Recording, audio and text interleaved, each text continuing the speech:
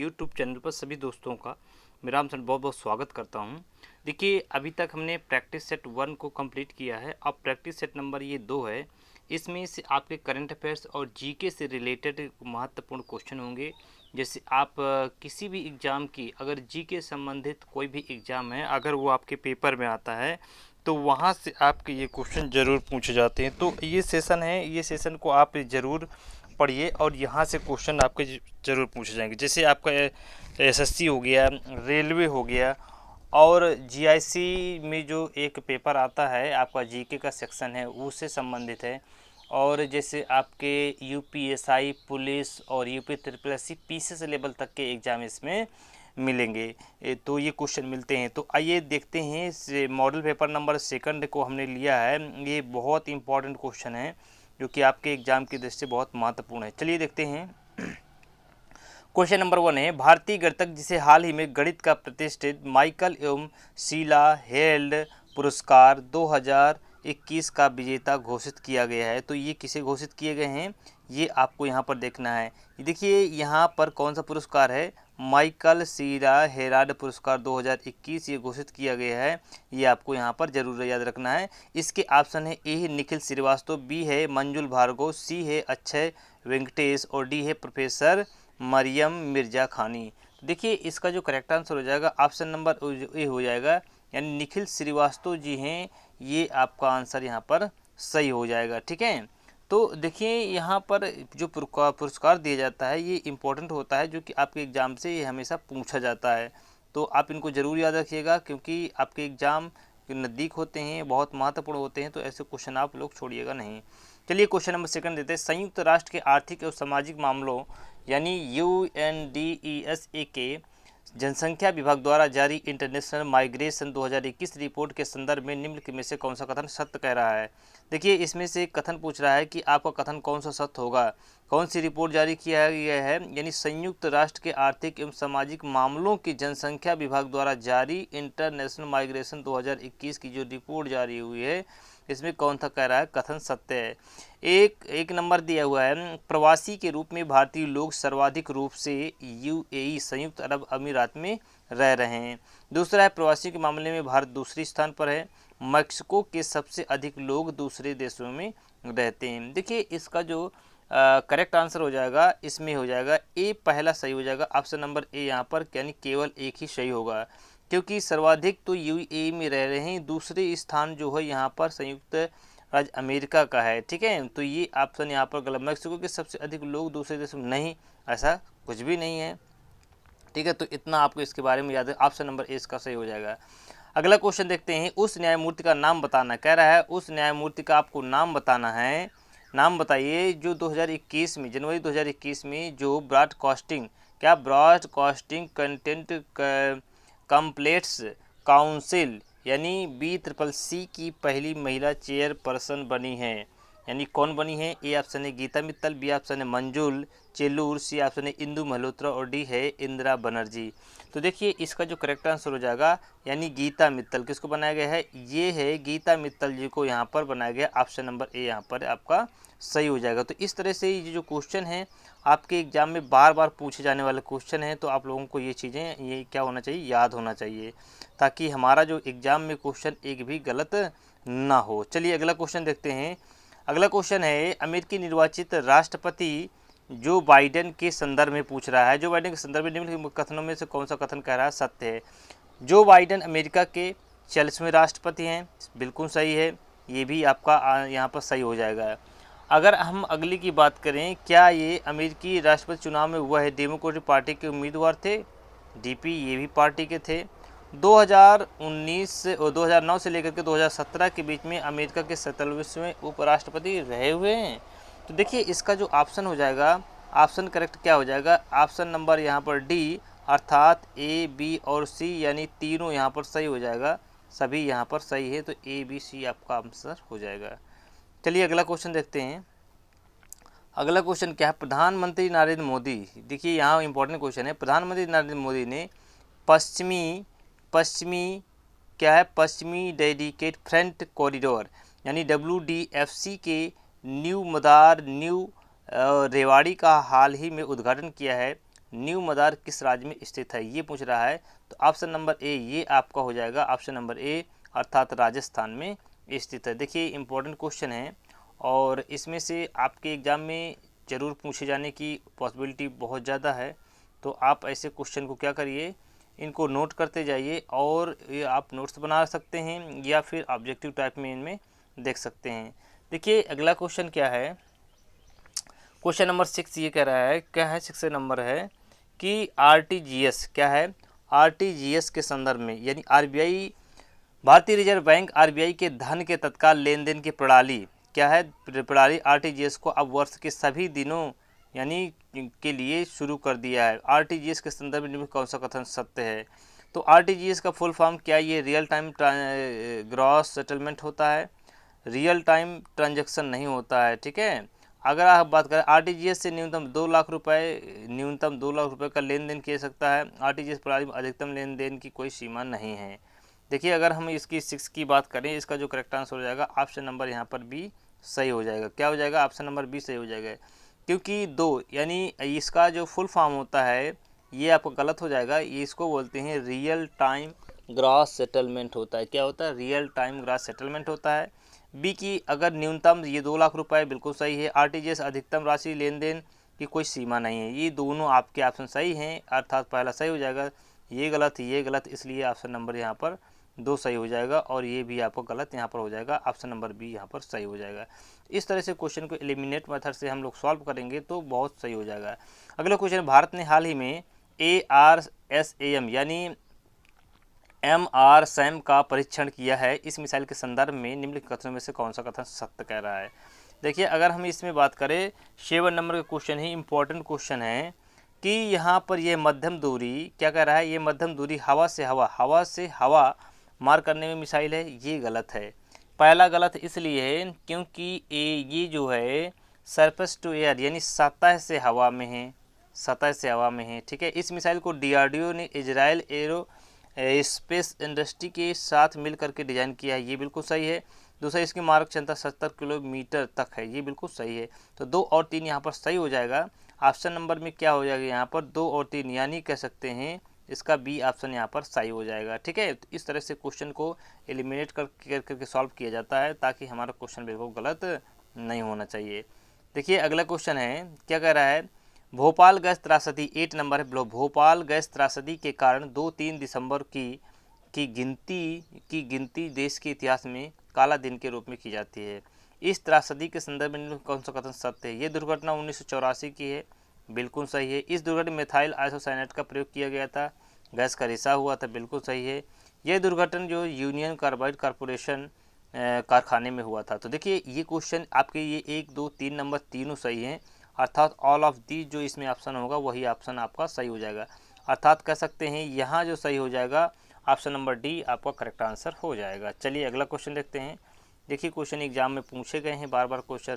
राष्ट्रपति 9 क्वेश्चन है, राष्ट्रपति रामनाथ कोविंद ने निम्नलिखित में से किस राज्य में डिजिटल इंडिया पुरस्कार प्रदान किया, यानी किस राज्य को डिजिटल इंडिया पुरस्कार के रूप में प्रदान किया है। A option Uttar Pradesh, B Andhra Pradesh, C है बिहार और डी है कर्नाटक है।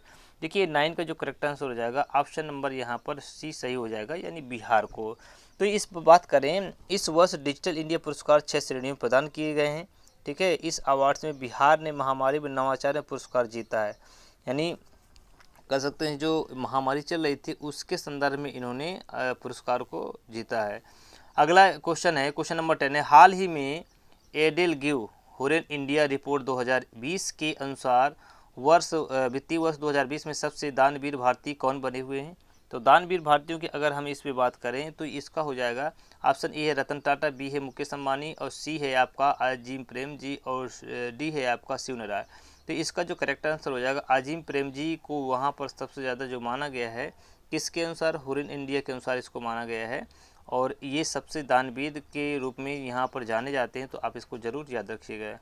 अगला क्वेश्चन है, बुद्ध को महानिर्वाण कहाँ प्राप्त हुआ। तो ये ऑप्शन बोध गया, बी ऑप्शन है कुशीनगर, सी ऑप्शन है राजगिर, अत्रि वैशाली। तो इसको जो करेक्ट आंसर हो जाएगा ऑप्शन नंबर यहाँ पर बी सही हो जाएगा, यानी कुशीनगर में इनको क्या हुआ था, महानिर्वाण प्राप्त हुआ था।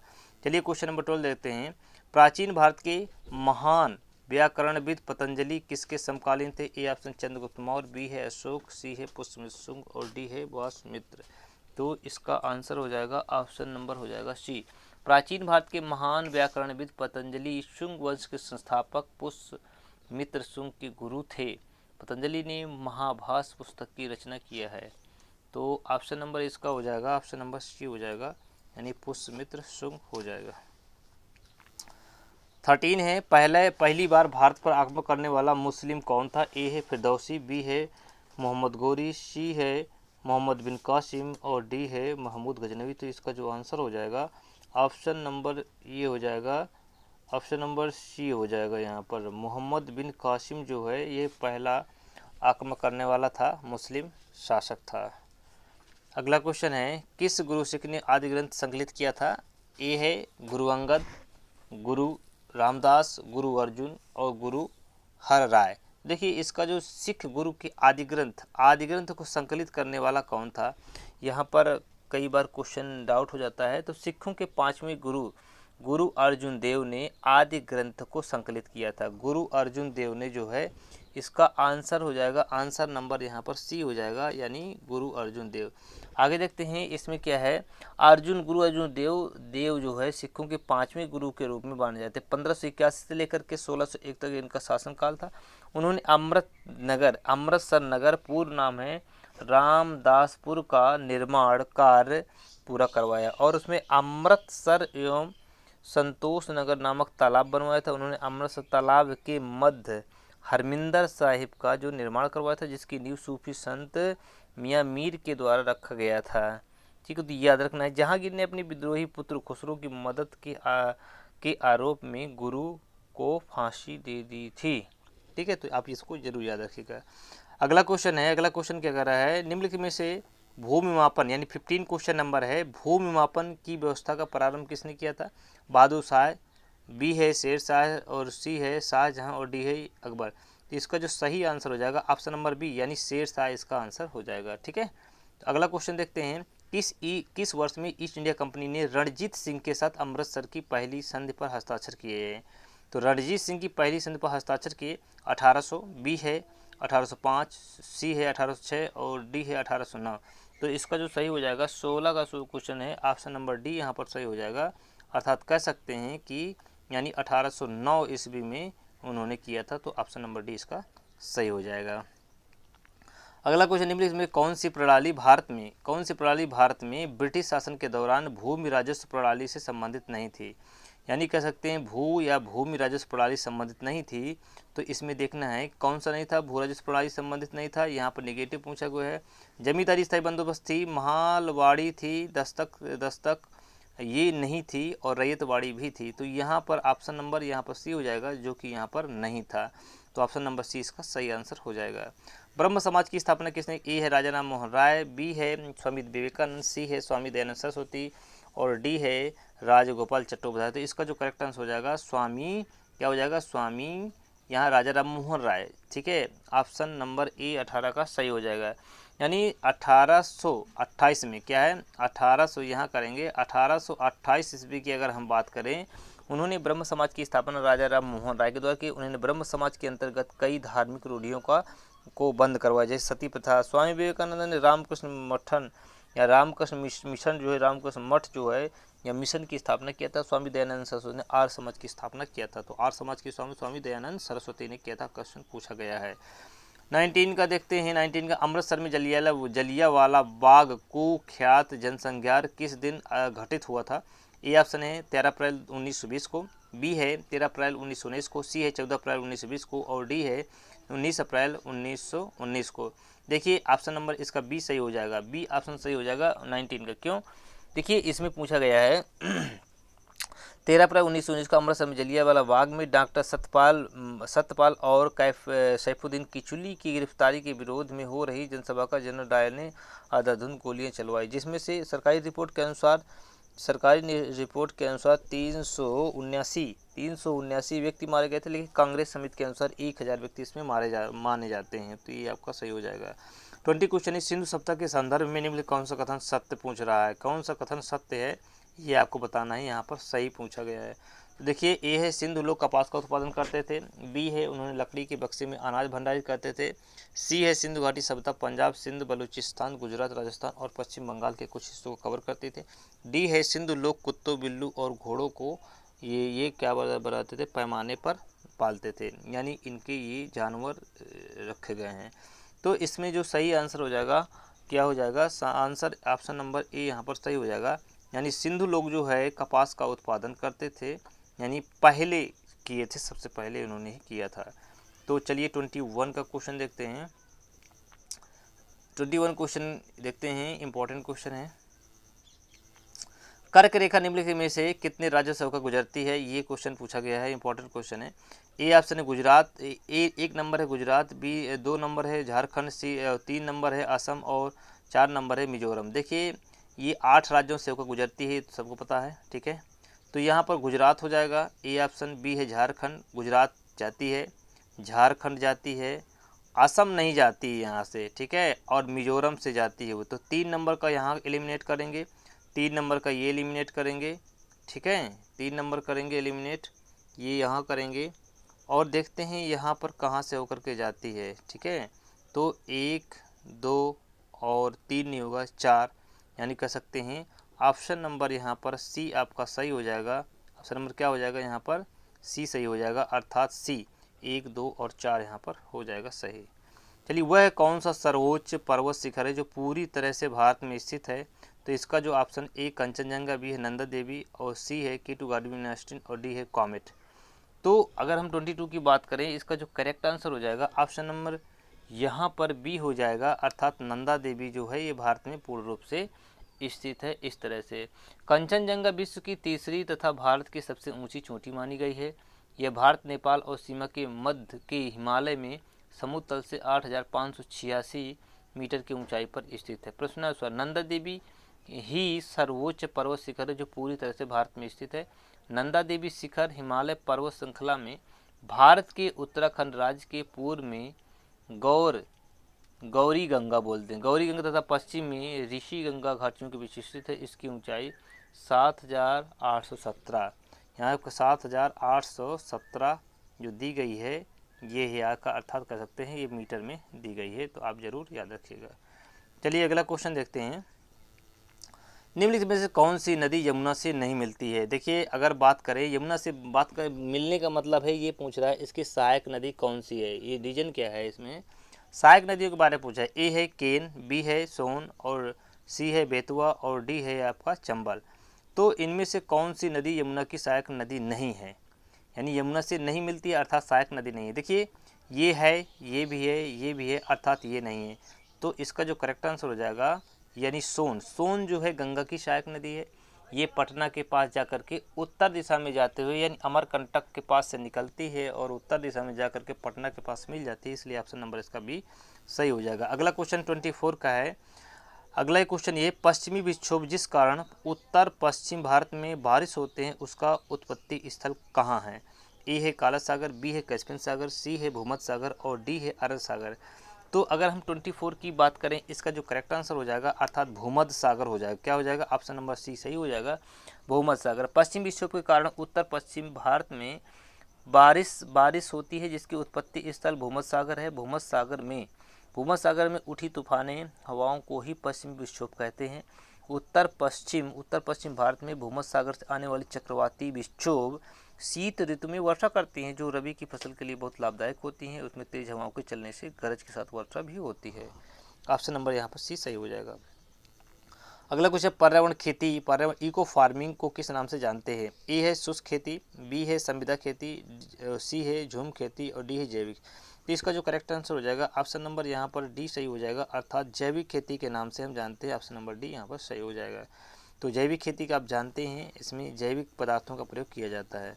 26 में निम्नलिखित में कौन सा स्थान स्टील निर्माण से संबंधित नहीं है कर रहा है। ए है जमशेदपुर, बी है बर्नपुर पश्चिम बंगाल और सी है झरिया झारखंड है, डी है दुर्गापुर पश्चिम बंगाल। तो देखिए अगर हम बात करें 26 की बात करें तो इसका ऑप्शन नंबर यहाँ पर सी सही हो जाएगा, सी ऑप्शन यहाँ पर क्या हो जाएगा, सही हो जाएगा।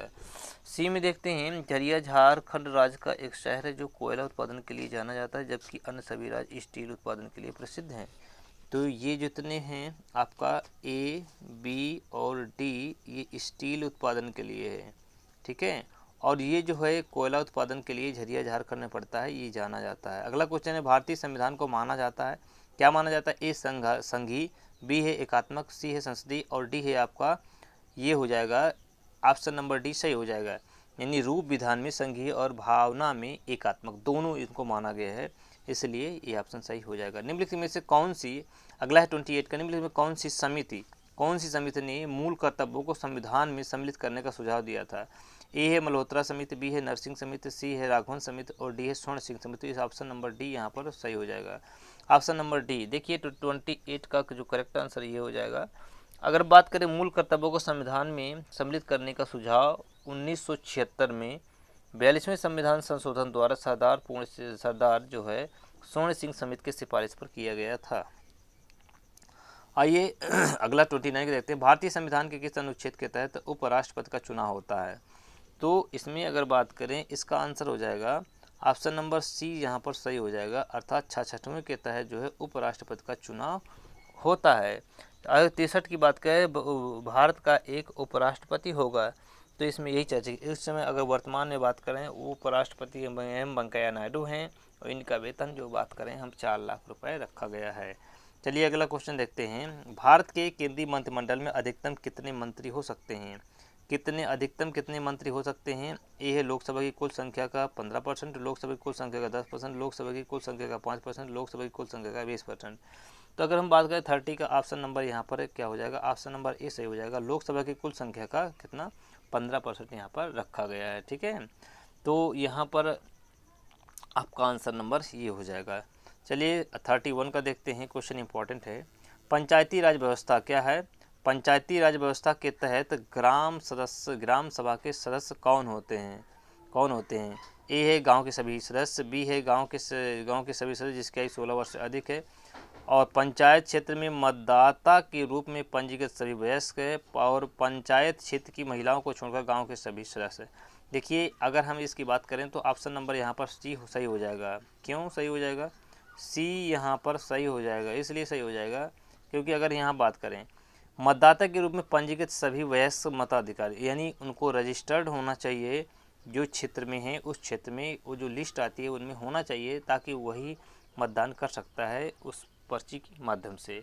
चलिए 32 का देखते हैं। संविधान का 52वां संशोधन किससे संबंधित? ए है दल बदल, बी है आरक्षण से, सी है निर्वाचन से और डी है अल्पसंख्यकों आरक्षण से। तो इसका जो सही आंसर हो जाएगा ऑप्शन नंबर 32 का क्या हो जाएगा? ऑप्शन नंबर ए, यानी दल बदल का संबंध यह है, अनुसूची 10 में भी इसको रखा गया है, तो दल बदल ए ऑप्शन यहाँ पर बिल्कुल सही हो जाएगा। तो अगर हम बात करें यहाँ पर 52वां संविधान संशोधन जो अधिनियम आया था 1985 में आया था और 10वीं अनुसूची में इसको जोड़ा गया था, तो आप इसको जरूर याद रखिएगा। अगला क्वेश्चन है, भारत में राष्ट्रीय आय का आकलन क्या कर रहा है? भारत में राष्ट्रीय आय का आकलन जो है, आकलन करने वाली संस्था क्या है? ए ऑप्शन है आरबीआई, बी ऑप्शन है योजना आयोग, सी ऑप्शन है वित्त मंत्रालय और डी ऑप्शन है केंद्रीय सांख्यिकी संगठन यानी सीएसओ। तो इसका जो करेक्ट आंसर हो जाएगा ऑप्शन नंबर यहाँ पर डी हो जाएगा। क्या हो जाएगा? सीएसओ, यानी क्या हो जाएगा? सेंट्रल कह सकते हैं या सेंट्रल स्टैटिक ऑर्गेनाइजेशन, यानी केंद्रीय सांख्यिकी संगठन हो जाएगा ऑप्शन। अगला क्वेश्चन देखते हैं 34 का, नाबार्ड की स्थापना कब हुई थी? 1970, 1975, 1970, 1982। तो नाबार्ड की स्थापना जो हुई थी, ये ऑप्शन नंबर डी यहाँ पर सही हो जाएगा, 1982 हुई थी। 34 नंबर का क्वेश्चन यहाँ पर आपका बिल्कुल सही हो जाएगा। देखिए बात करें राष्ट्रीय कृषि और ग्रामीण विकास बैंक अधिनियम 1981 द्वारा 12 जुलाई 1982 को राष्ट्रीय कृषि और ग्रामीण विकास बैंक नाबार्ड की स्थापना की गई थी। तत्कालीन प्रधानमंत्री उस समय इंदिरा गांधी थी, तो उन्होंने इसको राष्ट्र को समर्पित किया था। 35 क्वेश्चन देखते हैं। 35 नंबर क्वेश्चन क्या है?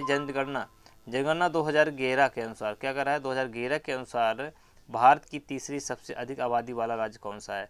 देखिए अगर हम बात करें इसमें सबसे ज़्यादा अगर बात करें आबादी वाला राज्य करें, ए ऑप्शन है महाराष्ट्र, बी ऑप्शन है मध्य प्रदेश, सी ऑप्शन है पश्चिम बंगाल और डी ऑप्शन है बिहार। तो इसका जो करेक्ट आंसर हो जाएगा आपका मध्य प्रदेश एमपी हो जाएगा। बी ऑप्शन इसका करेक्ट हो जाएगा, ठीक है। क्या हो जाएगा? बी ऑप्शन यहाँ पर करेक्ट हो जाएगा। नहीं रुक जाइए, इसमें जो सही आंसर हो जाएगा ऑप्शन नंबर क्या हो जाएगा यहाँ पर? ऑप्शन नंबर अगर हम बात करें जो सही 35 का हो जाएगा, ऑप्शन नंबर यहाँ पर डी हो जाएगा। क्यों डी हो जाएगा देखते हैं इसमें से। अगर हम यहाँ पर बात करें, क्या बात करें, बिहार, ठीक है, सही हो जाएगा। तो तीसरा सबसे अधिक आबादी वाला राज्य बिहार को माना गया है।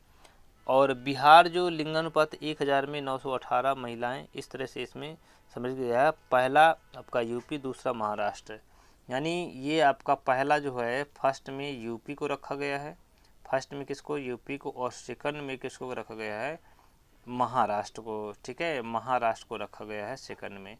इसलिए ऑप्शन नंबर यहाँ पर आपका डी सही हो जाएगा, बिल्कुल ये आपका डी आंसर हो जाएगा।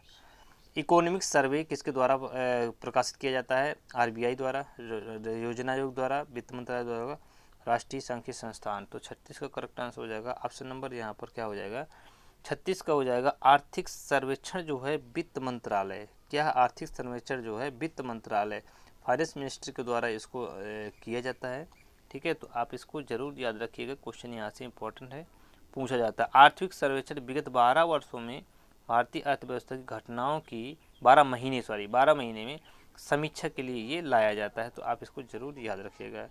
अगला क्वेश्चन है, ग्रेट बैरियर रीफ एक है, क्या है ये, ए है पर्वत श्रृंखला, बी है प्रवाल रचना, सी है मानव निर्मित दीवार, ज्वारीय भित्ति, डी है। इसका जो करेक्ट आंसर हो जाएगा ऑप्शन नंबर यहाँ पर बी सही हो जाएगा, प्रवाल रचना है। ऑप्शन सी मूंगे की चट्टान जो बोलते हैं, ये आपका ऑस्ट्रेलिया वगैरह में मिलती है, ग्रेट बैरियर रीफ।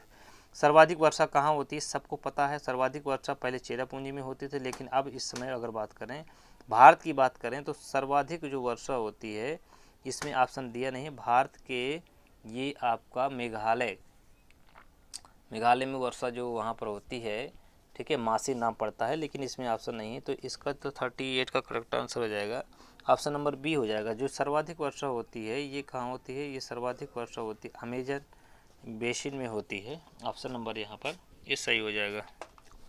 अगला क्वेश्चन है, भद्रा वन्य जीव अभ्यारण्य किस राज्य में स्थित है, ए है केरल, बी है मध्य प्रदेश, सी है कर्नाटक, और डी है आपका उत्तर प्रदेश। तो इस 39 का जो सही आंसर हो जाएगा आपका सी सही हो जाएगा, अर्थात केरल में ये है आपका, ठीक है। तो भद्रा वन्य जीव आपका कहाँ पड़ता है, केरल में पड़ता है, सी ऑप्शन है, अर्थात यहाँ कह सकते हैं कर्नाटक हो जाएगा, इसका हो जाएगा कर्नाटक में। तो ये ऑप्शन हो जाएगा कर्नाटक हो जाएगा, तो इसको आप याद रखिए, कर्नाटक हो जाएगा।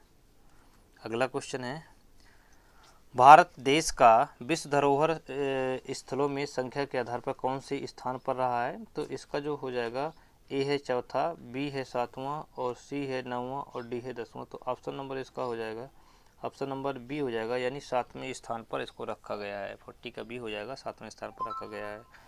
समय की इकाई का सबसे जो छोटा मात्रक होता है, ए है घंटा, बी है सेकंड, सी है मिनट, और मिली सेकंड, डी है। तो इसका जो करेक्ट आंसर हो जाएगा बी हो जाएगा, यानी सेकंड रखा गया है।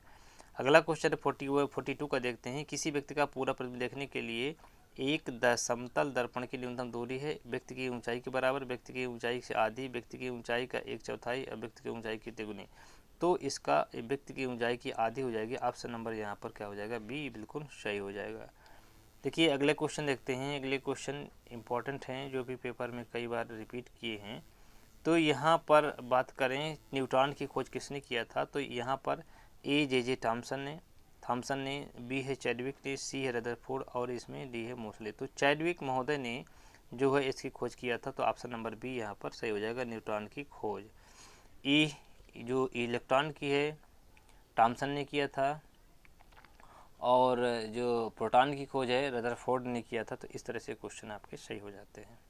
चलिए अगला देखते हैं, निम्नलिखित में कौन सी धातु सबसे अधिक आघातवर्ध यानी मैलिएबल होती है। लोहा, ए ऑप्शन है तांबा और एल्युमिनियम, बी है लोहा और एल्युमिनियम, सी है जस्ता और शीशा, और डी है आपका सोना और चांदी। तो इसका जो 44 का करेक्ट आंसर हो जाएगा, ऑप्शन नंबर क्या हो जाएगा यहाँ पर, ऑप्शन नंबर डी, अर्थात कहते हैं सोना और चांदी। यहाँ पर ऑप्शन बिल्कुल सही हो जाएगा, तो ऑप्शन नंबर डी यहाँ पर हो जाएगा।